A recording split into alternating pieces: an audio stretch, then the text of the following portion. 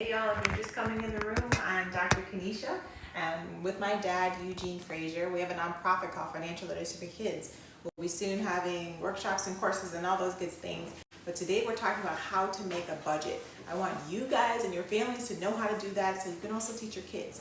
So we're going to get started here momentarily, so just come on in the room and get comfortable. Go ahead and get your notebook, your pencil or pen, and I like a calculator. You guys can make me honest and make sure there's math, okay? We are learning how to make a budget today.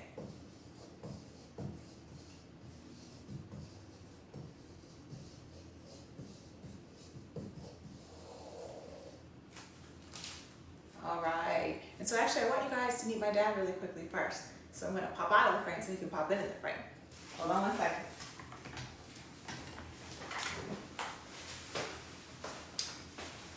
Hello everyone, I'm Eugene Frazier, Dr. Frazier's father, and I want to say I'm ecstatic about the opportunity to spend some time and to educate you on what we find passion in and what we think about on a day-to-day basis. So on that note, I'm going to give it back to Dr. Kanisha. All right, so if you guys are wondering where I've gotten my money skills from and everything, it's him and my mom. So in 2017, I paid off $113,000 in 11 months. I'm a pharmacist by trade, so that's really a lot due to, of course, the parenting, but also, so parenting mom, dad, but then also the budgeting, knowing how much money comes in and how much money is going out. It matters, guys, it matters. So I want to show you guys a budget of, we're going to say $5,000. So this is $5,000 after your health insurance is taken out, after retirement is taken out, after all those things are taken out, what you're left is this, your take-home pay, the money that actually goes into your bank account. So we'll say about $2,500 bi-weekly. So that's $5,000 a month, okay? So we'll say income, we're going to put monthly income here. Hold on one second here. Try to get a little stuff together. Dad, is that in the frame? Yes. Alrighty. So monthly income is $5,000. Okay? So hopefully, I'm hoping that feels realistic to you guys. Put it in the chat. Put a 1 in the chat if you're like, okay, this is realistic for me, or if it's not. Because I want to give you guys realistic, tangible examples, okay? That's really important because that's how we understand things, right? And so, please excuse me, I will also have my notes. I'm human, I want y'all to know that. So, big parts we want to talk about. So, when you're looking at making a budget, you really want to know, so, okay, what are my fixed expenses? So, a fixed expense is something that over the course of the month, it stays pretty much the same. So, we're looking at your mortgage or your rent, we're looking at your car payment, your car insurance. These are something that you can depend on being about the same every single month, okay? So that's your fixed expense. And we can put that here.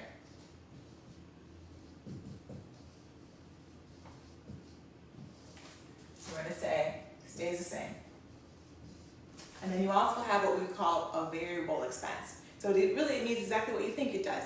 It goes up and down. So it's your gas, it's your groceries, it's your sometimes utilities depending.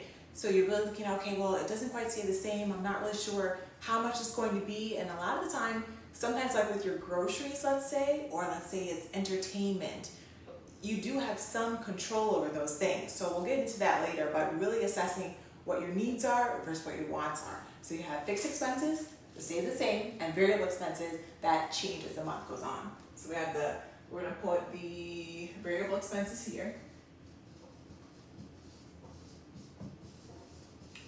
And Dr. Kanisha, if I may, I'd like to jump in and add in some general detail. Yes, please do that, yeah. Need a marker? So she's talking about fixed expense and variable expense. I want you to slow down for a moment before we get into the factual details of how you engage in financial planning for you personally. And I want you to think about your mindset when you're going into actually doing a budget that's going to not only give you clarity on where you're at, but it's also going to give you some awareness and insight into what's going on with you personally, what you're thinking about, what the challenges are financially that you're trying to get a grip on. So think about, what's my mindset?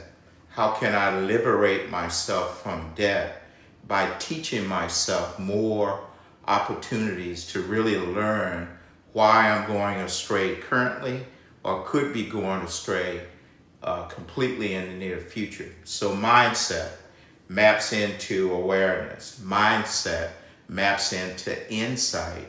Mindset maps into foresight as to what the future holds, depending upon how well you begin to orchestrate and plan your finances.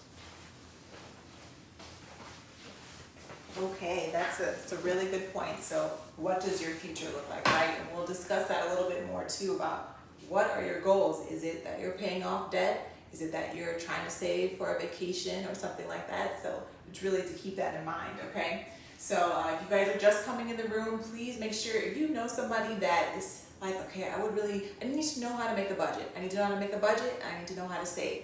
This is the room that they want to be in. So go ahead and share the live, like the live, that would be greatly appreciated, okay? And then go ahead and comment in the chat. Do you have questions? Make sure you ask those questions now. This is a safe space, okay? So we've already talked about your monthly income, $5,000, right? And your fixed expenses, those expenses stay the same. Mortgage, rent, car payment, car insurance, and your various expenses, they are changing, right?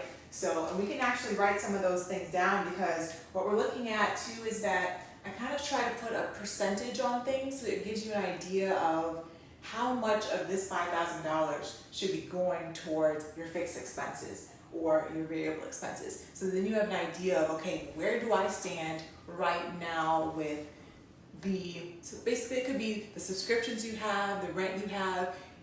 Do I have a rent that's too high? Am I paying too much for my groceries? So all of a sudden your perspective changes about what your needs and your actual wants are. Okay, so we'll say your fixed expenses, you want them to be about, and this shifts for everybody, and it's different for everybody, but your fixed expense is about 50%. So this means 50% of your $5,000. So which means, what is that? So if we were going to do the regular math, we would do the decimal point, 0.5 times 5,000. So that would be about half, right? So it would be $2,500 should be in my fixed expenses. For my variable expenses, we want that to be about more 30%, so it's a little bit lower, because often a lot of your wants live in this range of your variable expenses, right? They're shifting a little every month. So let's see, we're going to write that over here.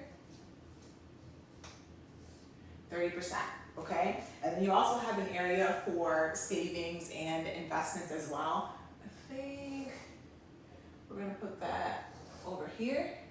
And so what is this? 50 plus 30 is 80. So you have 20% left that goes into savings.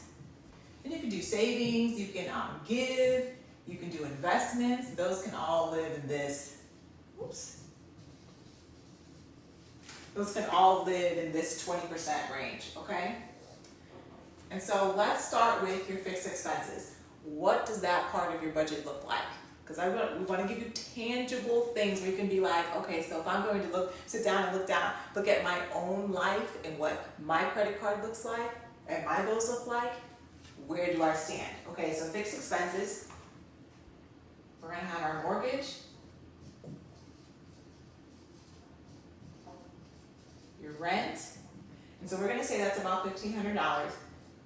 Okay, y'all, I attempted to choose things that would seem familiar to a lot of us, where the dollar range wasn't so outlandish that we couldn't understand. So, okay, but if you feel differently, you can put it in the chat. Everybody is entitled to their own perspective, right? So your mortgage and rent around $1,500. Your car payment now,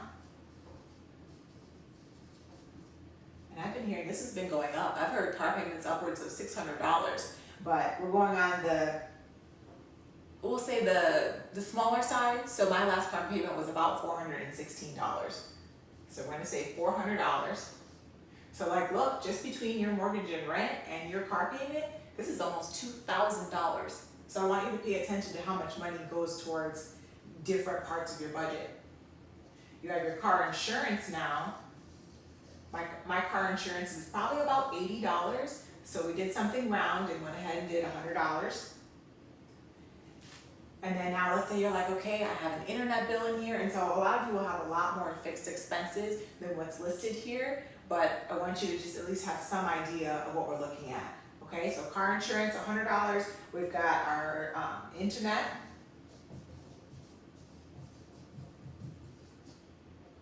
And so that's about $100. And then we'll go ahead and just add our phone bill at the bottom as well.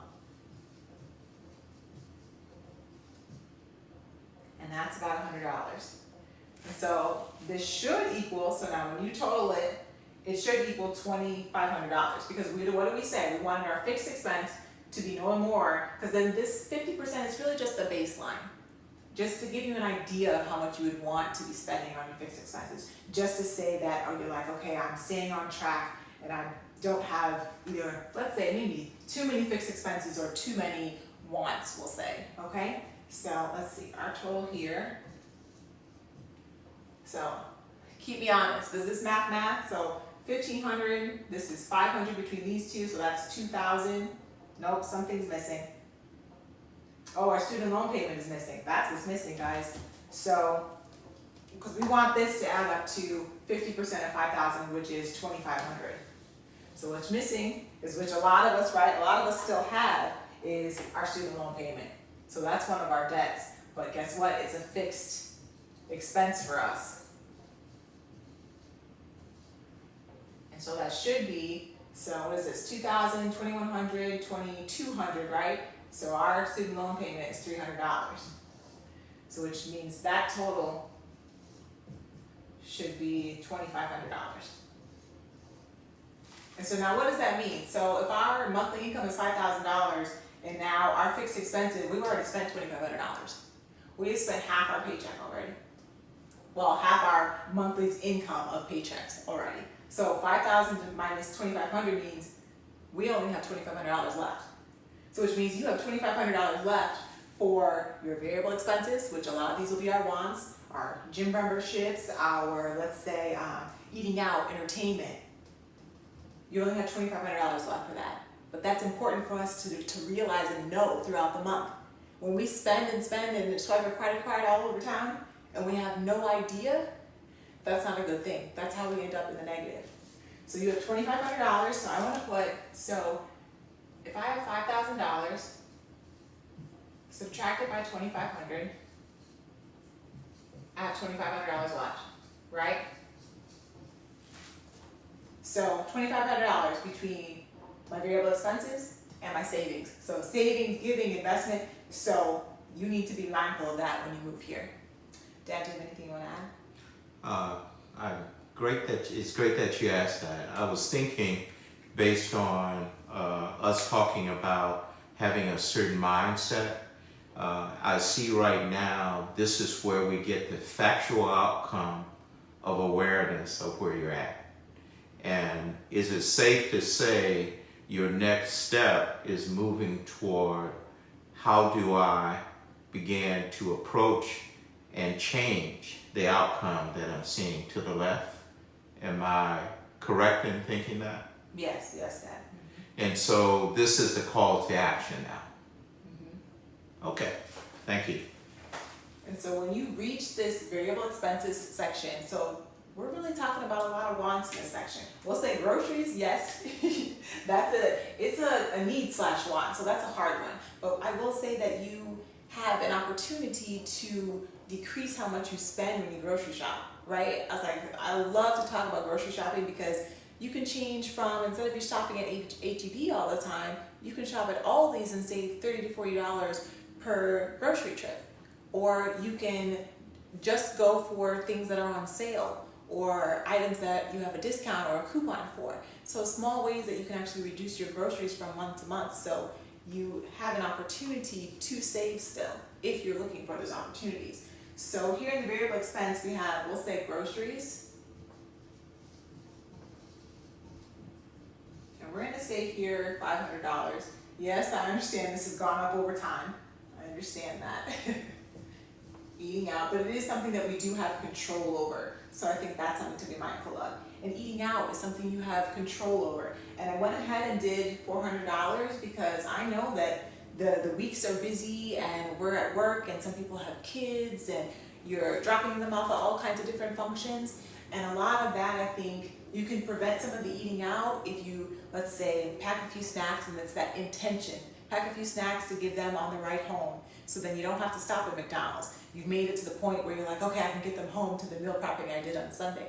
So just small things that we can do to decrease this eating out budget from $400 to much less. So entertainment.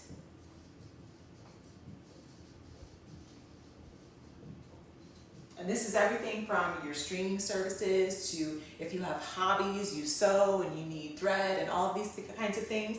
Or also just if you just like going out and you have beverages when you're out, or you go to the movies. To go out, it costs money. So we're gonna go ahead and put $400 for this one as well.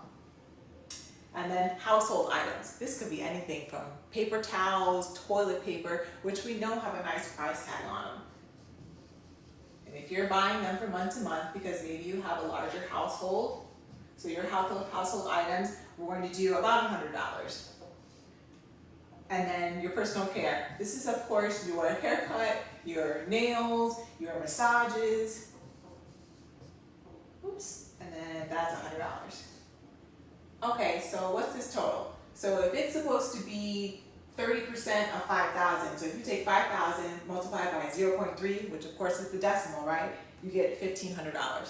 So which means your numbers and our numbers should add to $1,500. So when you sit down to add up your numbers, you're saying, okay, if I'm shooting for 30%, I'm going to say, what is 30% of my monthly income? So look at your monthly income and do 0.3 times that monthly income to find out what is the total of my variable expenses, okay? Or your wants.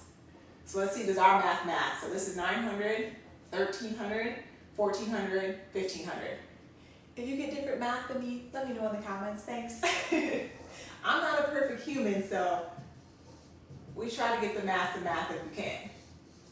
Okay, so what do we have left before? When we took our monthly income, $5,000, minus $2,500 from our fixed expenses, we only had $2,500 left, correct? Now we have our variable expenses already totaled, $1,500. So now $2,500 minus $1,500, what is that? That should be $1,000? That's right, Dad, right? Yes. I have a calculator over here too, just in case we're like, what? So now you subtracted from your $5,000 your fixed expenses and your variable expenses. Now you have $1,000 left, which that's pretty good. If you can do that, that would be amazing. I was like, having $1,000 left after you paid all of your major bills and was able to get most of your wants.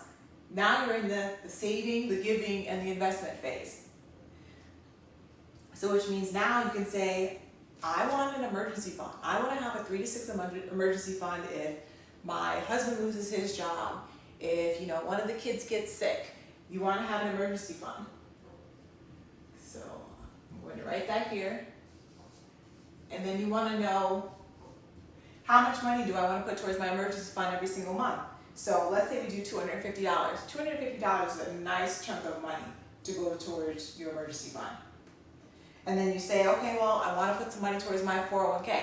So this is your company's retirement plan or a Roth IRA.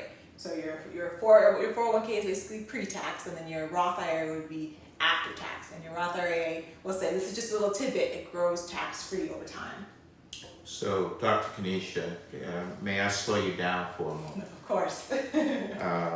So, I'm thinking as if I'm in your audience, and what comes to mind, you just laid out a platform here for me to look at the data points, and then you are helping us to differentiate between needs and wants. And I want the audience to understand this is where you differentiate between your core needs and wants. Now comes out the reality of what your challenge is to get to your design goal? Or do you just pack your stuff up and say, I'm done? Because ultimately here, this is where you get out of your own way. Thank you, Dr. Kanisha. You guys heard that, right? My daddy-o says, get out of your own way. You heard it here first. It's almost January 1st, and I'm like, 2026 is when you get out of your own way. So give us 2 more seconds, and we're going to talk about needs versus wants, because we can't leave here without doing so. Because not only do you need to know this as an adult, your kids need to know the difference between needs versus wants. Because when they go to the store, what do they're like, they don't care about the needs part, they care about the wants.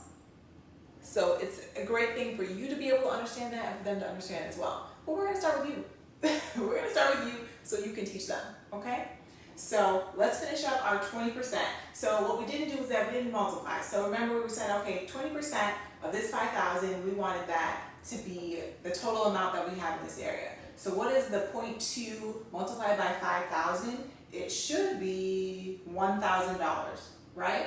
Because that's what we have left, right? Because we said $2,500 for fixed expenses, $1,500 for our variable expenses, which that's now $4,000 are already, they already have an assignment. Though that money already has an assignment. So I have $1,000 left, right? So perfect. So now $1,000, and so we have an emergency fund that we're going to put $250 towards every month. That would, so what's 250 times 12, Dad? 250 times 4 is 1,000, so if my math is mathing, that means you would save $3,000 a year towards an emergency fund. That's close. That's close, okay. So around $3,000 a year if you were saving $250. So pretty much most of the emergencies that you would have, you would be able to deal with. You'd be able to at least pay a portion of, let's say, the AC breaks, the heat's not working, there's a car issue that you have, because there's no reason why we should be walking around without having an emergency fund. So, Dr. Kanisha, my spirit is telling me to walk over to deliver this message. All right, we're gonna let Daddy take the shot. No? So I'm not going to write anything, but I want you to understand when I talked earlier, and thanks for someone in the chat says thank you, Daddy-o, for giving us the core information.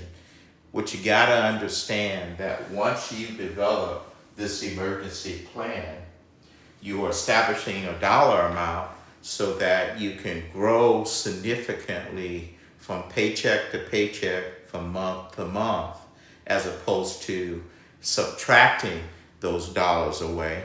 And when you create that fund in itself of the, basically the emergency fund, that's off limits to anything and everything you can allocate to take that money out to spend it on.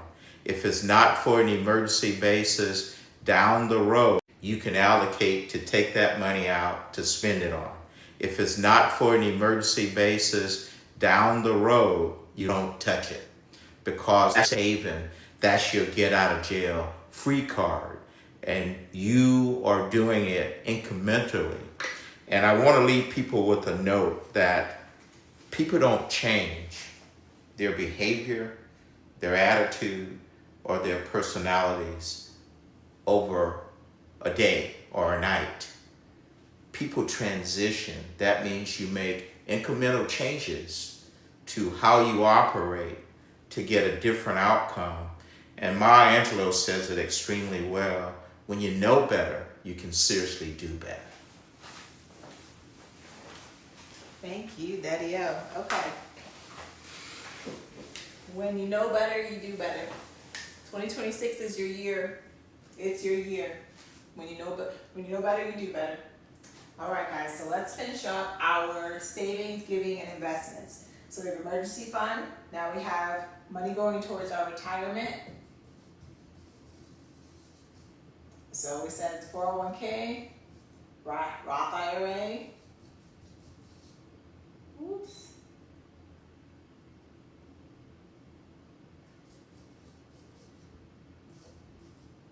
And so the Roth IRA, we're going to do $500. last one are our goals. So let's say we want to travel, or we're trying to save for a house. So we're going to put $250 towards those other goals.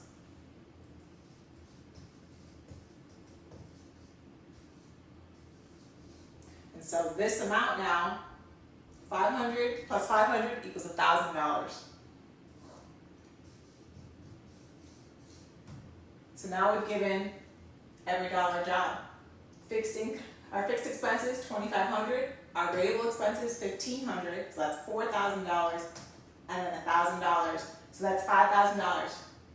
But look, everything has a job. We had money left over, so we could give to our emergency fund, our retirement fund, and even our goals.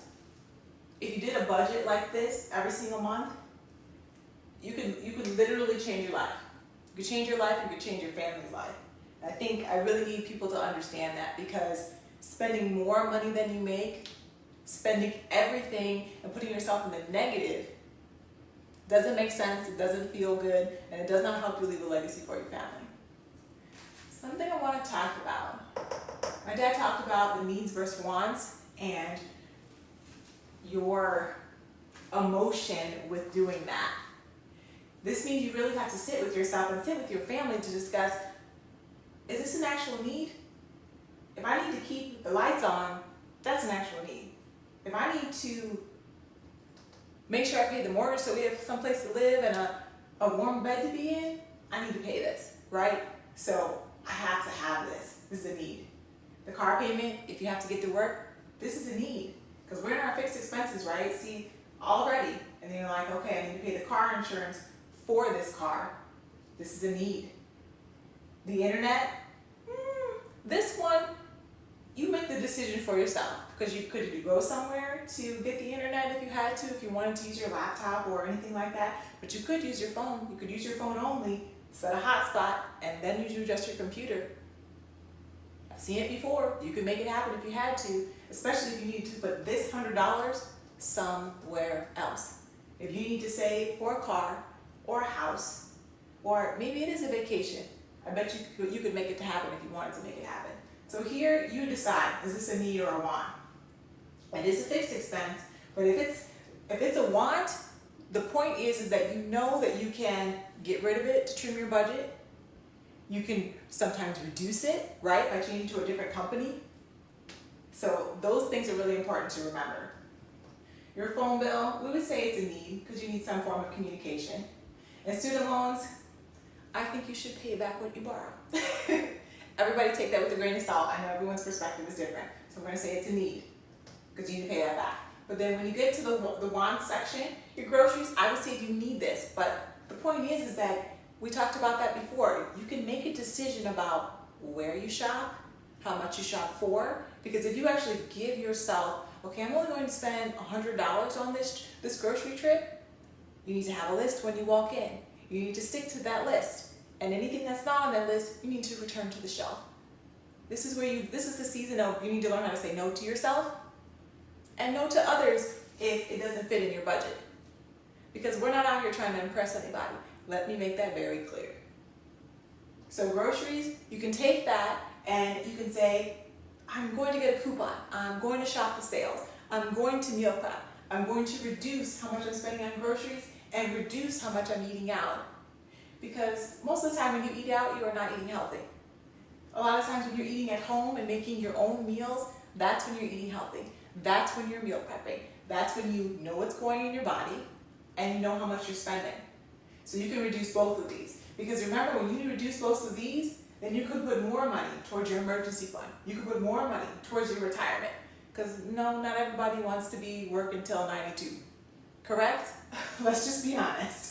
So when you trim this budget up here, and from your wants, you can move that money down to a goal of vacation, a goal of saving for another car or a house. So want, well, we'll say a need versus a want, but you can reduce the bill. That's the point. This is a want. You don't have to eat out. You can eat at home. Yeah, we're cutthroat around here. Sorry if I didn't share that. Okay, entertainment, that's a want. Streaming services, so the Netflix, the Hulu, the Amazon, those are wants. Those are not must-haves.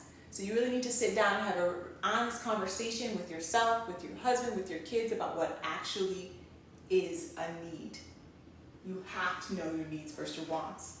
So, Dr. Kanisha, may I interrupt? Yes. As I'm sitting and reflecting on what you're saying and really diving into the needs and the wants and differentiating between them, what comes to mind for me, I want to take you back to what's your emotions, what's going on with you at that time. How do you take things out of that want that is immediate gratification oriented and map it towards something called self-care? Because when we take care of our emotions, we take care of our physical health, our nourishing health as it relates to nutrition, we fuel the body, the mind, and the spirit and your soul for what's rightful and rightfully available to you and for you. You just have to get out of your way to access it. That's right. You have to get out of your way to access it. And you have to know the difference. And right, he said, when you know better, you do better. So don't pretend like you had no idea when you do, because that does not get you anywhere. So we are rounding everything out with household items and personal care items. All of these things are still things that you can reduce. You can reduce them. You can sometimes remove them. Maybe you don't get your nails done at a salon. You do them at home. So simple changes. What we feel like, oh, well, I have to limit myself and this budget restricts me. No, this is actually giving you the freedom you've always wanted. This gives you the freedom with your money because you know it's outlined for you. And you know exactly where you're going. So when you do a budget, you can do it on a whiteboard. You can do it on paper. You can do it in an Excel sheet. You can do it in an app. My favorite is just an app. Dave Ramsey has an app. Good Budget has an app. YNAB has an app. So which means anywhere you are, if I'm getting gas, I can put in how much I spent on gas right there. I'm buying Christmas gifts, I can put that in my app. So all along throughout that month, I know exactly how much money I have left. So I know when to stop. If I only have $300 left in my account, I should stop before I reach zero. Dr. Kanisha, I wanted to just share something from the chat. The person says, where is the rent only $1,500? I would kill for that. You're absolutely right. The inflation on the apartment living, condos, all of that has skyrocketed. Even more so important for you to scrutinize these categories, to look at what you can afford versus what you would desire to have from a luxury standpoint. Yes, we agree. So $1,500 is probably more like $2,000 now, $2,100. So imagine if this is $2,000. So that means $500. I'm trying to think. So $500 more is applied to your mortgage or your rent. So now something down here has to go. And that's a real world thing that you're thinking in your head like, well, I need everything else down there. So what else is going to go? So if you can't decrease these, you need to look at your wants. What's on your want list? You intend to sleep in a bed and be safe in your home, don't you? And if you need to pay $2,000, you need to sacrifice something else in order to make that happen.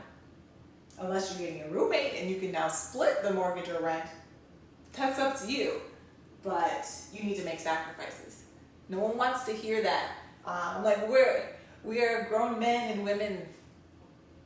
You need to make sacrifices to get what you want. Things are not going to be just handed to you. You need to make some sacrifices. And you need to be able to delay gratification. You want something? We're not impulse shoppers around here. You want something? You think about it, you set a goal for it, and you save over time for it. So, if this is $2,000, I need to cut $500 from somewhere over here. This means I'm not eating out anymore, and I'm probably doing my hair and my meals at the house, so I can make sure I have a place to lay my head and feel safe, and so my kids can be safe. So, Dr. Kenesha, I want to keep all of us honest. So, if I'm on the call here and I'm thinking someone out there is saying, oh, all of this sounds well and good, that I can do all of these trimmings. I have a research background, and so I would tell you the most biggest fear that most people have is public speaking.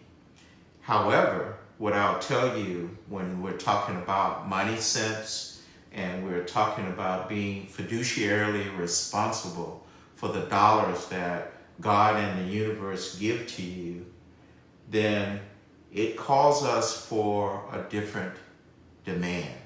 It calls us to say, how much do I really need to survive?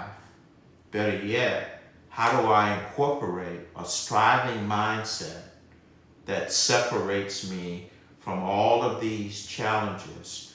I think the biggest fear of every person on this earth is to be poor, destitute, and not have means. But when you erode those means yourself because you don't think through and you purchase, you get in debt for things that you know long term is going to be a struggle for you to do it, but you want it anyway and you do it anyway. This is where accountability hits the roof and into the hemisphere. Accountability starts with you now. It starts with you today, and it has to be realistic, and you gotta own all of your stuff, because you can't build a foundation on faulted data and information that is not germane and true to you. Man, y'all, I wish we would have switched so he could have been up here so y'all could have seen his intensity. But being accountable, being real with yourself, being real with your past mistakes, who you were in the past, who you'd like to become, it's important. And making the sacrifices you need to make in order to build a legacy and a better future for yourself tomorrow. And so this is really it. This is our budget. We talked about our needs versus our wants. Now, Dad, should we talk about goal setting? Should we save it for another day? I think we should save it for another day and open the platform for questions that people will put into the chat. All right, guys, let us know, what are your questions? What are your questions about making a budget? Have you tried to make a budget? When was the last time? And better yet, what are some of your fears on how do you make that budget and what structure you put in place that aligns with you, how you think and operate, and take it from there. Because this is about creating a professional, a personal. She says, come over here. This is where you make a professional and personal decision that you're going to change your life, and it's not going to be at the heels and foot of someone else who is pushing you because you've made some missteps or you haven't thought through things, but you went and done some things that extended your finance. And keep in mind, for all of you, this is not a judgment zone. This is a liberating zone to liberate your mindset, your skill set as it relates to money. So pour in some questions that maybe I can answer or Dr. Kenesha can answer, but this is the time to do that. Anything you're thinking, wondering about, we're willing to address.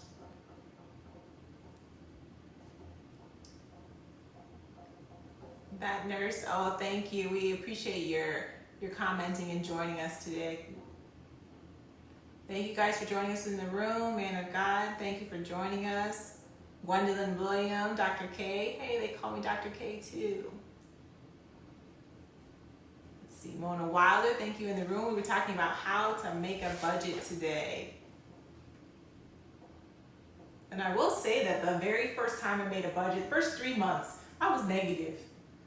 I was like, what are we doing though? Why is my number negative?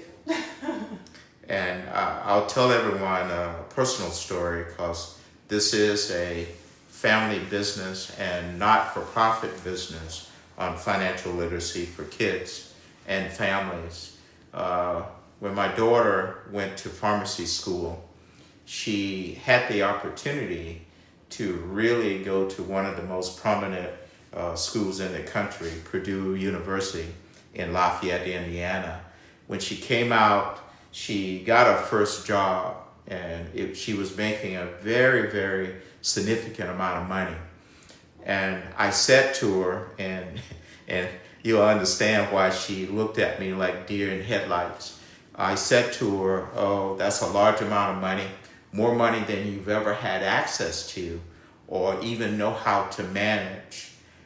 What if I told you that you could live off of half of that and really enjoy your life to the fullest and live life on purpose? She looked at me, the look said, are you crazy? Half of that when I just went through all of these years of school to get paid for my skills and capability. So when you make decisions early, you make decisions that are really seasoning you for what you must do in the very near future. So later on, she did decide to operate, and all of the concepts that she's talking to you about now, she actually went through them herself, including the struggle of that first budget, being able to pay off her student loan debt, the portion that I gave her for skin in the game. And so from that perspective, I ask you to just continue to be real with you. If you don't have questions today, queue them up. Please invite other folks to the platform, because we have lots of incredible information to depart for you. We're inviting you on this journey of financial literacy for yourself, your families, and better yet, it is our desire to liberate you from the system of debt, and that you have foresight and insight that keeps you clearly separated from any challenges financially. With that being said, I'm going to turn it back over to Dr. Kanisha. Thank you guys for joining us. Once again, my dad was saying that we have a nonprofit, Financial Literacy for Kids, where we'll be helping families with tips, tricks, learning to save and budget, and really helping you build that legacy at home. We have a new Substack called Money Sense Starts at Home. I can't say the phrase, but in the Yinkin-Mayayo, you guys know what I'm saying, you can join us and you can leave your email and you'll get challenges, you'll get information and tips about what we have going on, how we're helping you teach your kids about money, and then you know you're going to learn along the way too. And so we want you to learn the saving, the budgeting, and making goals as well, and learning how to make more income as well. So thank you for joining us, and we will see you next time. If you have any other information, you know where to find me. Have a good day. Bye.